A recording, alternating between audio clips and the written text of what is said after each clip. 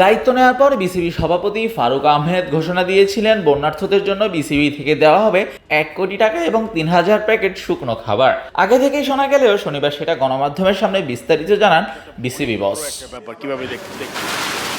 রবিবার শেষ হয় প্যাকেজিং এর কাজ। সোমবার সকালে মিরপুর শেরেবাংলা জাতীয় ক্রিকেট স্টেডিয়াম থেকে কয়েকটি পিকআপ ভ্যান যাত্রা করে বন্যা দুর্গত এলাকার জন্য।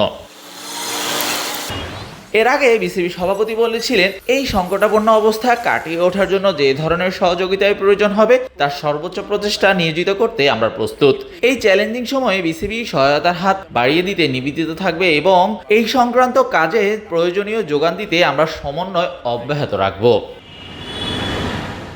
তারও আগে আন্দোলন পরবর্তী সময়ে স্টেডিয়ামের আশেপাশে সড়কে ট্রাফিক কন্ট্রোল করা 250 জন করে শিক্ষার্থীদের নিয়মিতই খাবারের ব্যবস্থা করেছিল বিসিবি।